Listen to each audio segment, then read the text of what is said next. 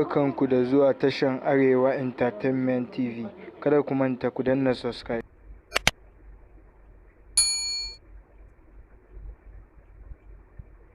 Dan Allah please aunty sister ku taimake mu dan Allah. Mun zauna mun gaji a gida. Wallahi jiya mafarki na yi aure. Kawai ina tashi sai na gani kin gani fa sister. Kawai na farka na ga ashe ba haka bane, ku taimake mu. Please aunty ku duba halin da muke ciki. Dan Allah ku yi jihadi,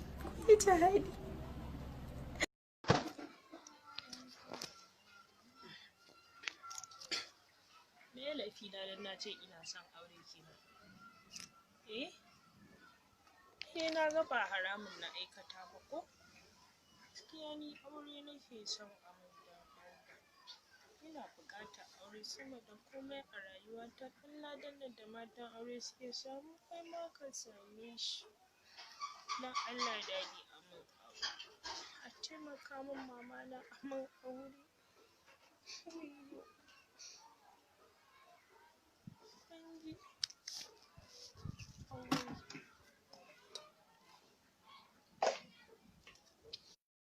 Likey.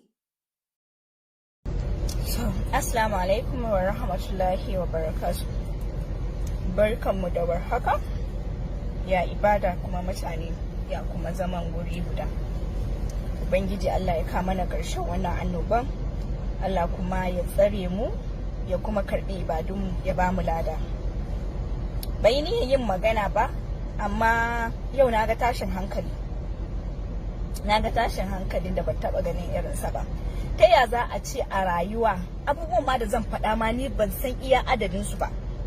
Na farko mun bi umarnin Allah da manzon, saboda Allah ya umarci mu ce duk inda shugabanni suke mu bi su da abin da suka faɗa mana.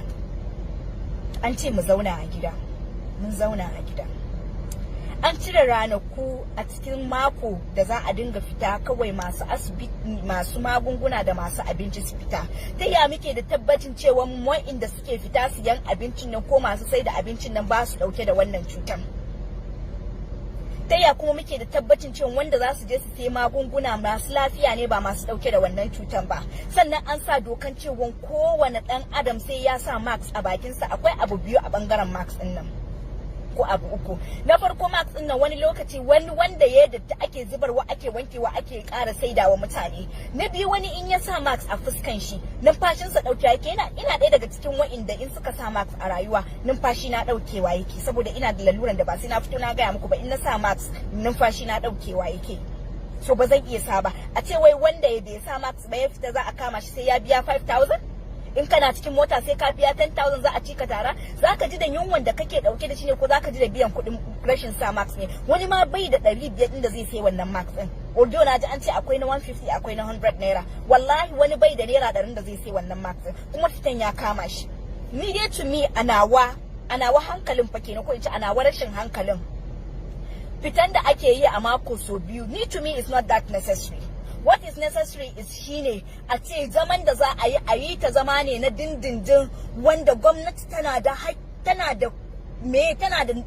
don't know how to, gwamnati tana da kuɗin da za ta iya ɗaukar responsibility din state ɗinta da local government in da suke under state ɗin da nata. In aka cire governor, akwai mataimakin governor, akwai 'yan majalisar tarayya, akwai 'yan majalisar state under state, akwai under federal. Ga sanatoci nan, duk wannan contribution din da za su hada na taimakon abinci, wallahi za su ciyar da talaka har Allah ya kawo mana karshen wannan bala'i da masifa. In aka ci da bangaren gwamnati, akwai manyan 'yan kasuwa da masu kuɗi wanda muke da su a state, wanda za su iya taimakawa talaka, wanda za a zauna a gida.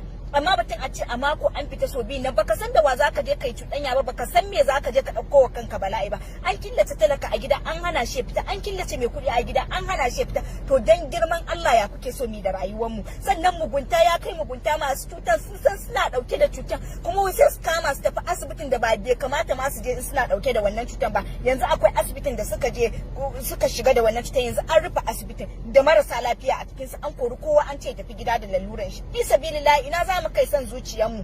Ina za mu kai son zuciyarmu da bala'in da muke ciki a ƙasarmu? Ya kamata mutane mu duba mu halkalta. Wallahi if I have money, in ina da kuɗi, if I have 100,000, wallahi 10,000 nake kashewa kaina. 100,000 I do it for the other people da ba su da shi. Ina yi ma wa'inda ba su da shi a rayuwa. Amma wani yana kyashin yana da millions of naira, yana kyashin ya dauka ya ba ma wani wanda bai da shi. Me amfani wannan duniyar da muke ciki? Shi fa Allah fa ba ya baka kuɗi bane wai dan ka ci da kanka ka yi ma kanka abubuwa dan kankin kanka fa. Ya baka ne saboda wasu su samu ta gurinka. Ba wai ya baka dan wani abu bane, fi sabilillahi. Ta ya za a ce haka a rayuwa, fi sabilillahi? Wannan ai ba rayuwa bane. Ya kamata mu ji tsoron Allah, mu taimaka ma ƴan uwanmu. In muka taimaka musu shi ma Allah zai taimake mu. Me yasa muke gode masa ya ƙara mana? In yau da a ce baya mana, to wa zai mana? Fi sabilillahi, sai mu tuna cewa shi ya bamu. In kuma ya bamu yau muka bayar, wallahi gobe shi zai ƙara mana. Amma muna ƙyashi da bakin ciki mu ba mu ɗan uwanmu abinda mu muke da shi? Akan wani dalili? Ni dai dan Allah ina kira ga gwamnati, ni dai na san cewa ban kai ba kuma ban isa ba, amma ni dai dan Allah da wannan fita da ake yi na mako so biyu, wallahi wanda an bar mu mun zauna a gidanmu gaba daya. Amma a taimaka wa talakawan da ba su da shi abinci, a taimaka ma talakawan da ba su da shi abinci. Saboda yau an ce an fita a mako so biyu, an je baka san da wa za ka yi cuɗanya a kasuwan ba. Wallahi akwai wanda suna ɗauke da wannan lalura, sun ƙi su bayyana kansu kuma suna tare da mutane, suna cuɗayya da mutane. Sai in abin ya kai ga sun kusan halaka ne ake ɗaukan su a fitar da su aje a kai su asibiti. Kuma an tashi ba za a nemi waɗanda ya kamata su zo su ɗauke su ba, wasu a ɗauke su a kai su wani asibitin da wasu suke jinya inda bai kamata su je ba. Wannan ai mugunta ne da son rai da son zuciya. Me amfanin wannan abin?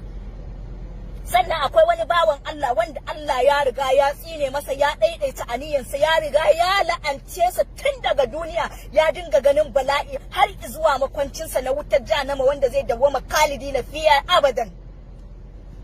Ni na ji record din maganarsa da aka yi da shi, ana masa tambayoyi, wai ana tambayin shi, wai har yana cewa wai ba Allah yake halittan bawa ba, wai uwar da ta dauki cikin ka wai ita ta haife ka a cikin ka. To ta gidan uwar da ta dauke cikin ka ta haife ka in ba da ikon ubangiji ba? Yana maganan babu wuta, babu aljanna, babu aljani, babu dodo, babu meye haka yake lissafa, babu wuta, babu aljanna. Wai shi Mubarak Bala. Akan wani dalili ma har a tsaya ana shari'a akan irin wa'innan mutanen? Ai wa'innan mutanen ba su cancanci shari'a ba, sun cancanci kawai sun aikata abu ga hukunci daidai da abin da suka aikata, kawai a dauki hukunci a kansu. Amma batun a tsaya wai ana daukan wai shari'a, wai har wasu a samu wa'inda suke kare su. Wa iyaz billahi, har a ce wai wasu suna kare su. Ina kuke nema soya manzon Allah? Ina kuke nema shauki a cikin Annabi Muhammadu? Ina wanda suka narke a cikin manzon Allah? A ce yau an taba masoyinku, abun alfaharinku, wanda Allah yake ji da shi, wanda za a taru domin kallon sa ranar tashin alkiyama, har wani ya zo ya masa batanci, wai ku tsaya wai kun yi shiru ku kasa magana. Mubarak Bala ya cancanci asara kansa, bai cancanci yayi rayuwa a cikin al'umman Annabi Muhammad ba, har a ce wai an tsaya ana shari'a a kansa. Wannan bai cancanci rayuwa ba wallahi. Ya cancanci ya je ya karasa rayuwarsa a wutar jahannama ne wallahi. Malamai sun fito suna magana, har yanzu akwai malaman da ban ji sun fito sun yi magana ba. Me amfanin ku? Amfanin ku dama an yi abin da ba daidai ba, ku ce qala rasulu, qala.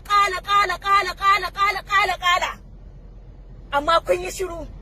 Ina hukuncin da manzon Allah ya ce qala, ya ce kaza akan abin da aka ce wani yayi kaza. Sai ku shiru. Ina za mu kai wannan duniyan? Allah mun roƙe ka darajar wannan watan, alfarman wannan watan, Allah dan darajar la ilaha illallah Muhammadu Rasulullahi sallallahu alaihi wasallam, dan kamewar bakin manzon Allah a irin wannan watan. Ya ubangiji ka dube mu, ka dubi lamarin mu, ka kawo mana ƙarshen duk wani bala'i da masifa. Allah ka ɗauke mana duk wani damuwa da kunci da bakin ciki a cikin rayuwar mu na duniya. Allah ka kawo ƙarshen wannan coronavirus din, Allah ka kawo wannan ƙarshen COVID-19 din, Allah ka kawo ƙarshen duk wani bala'i da masifa a cikin duniyar nan, albarkacin manzon Allah sallallahu alaihi wasallam. Gwamnati dan mutuncin manzon Allah ku taimaka wa talaka, ku ji tausayin talaka. Ku ji tausayin talaka, ku taimaka musu alfarman manzon Allah. Saboda talaka na cikin halin haula'i, ba cin yau ba na gobe. Wani ma an ka ganshi wallahi sai ka zuba mishi rawaye bayan ka bashi. nawa aka tara a taimakawa bayin Allah, a taimakawa bayin Allah. Kar ka ga an baka ka cinye, wallahi in babu duniya akwai kiyama, in babu duniya akwai kiyama.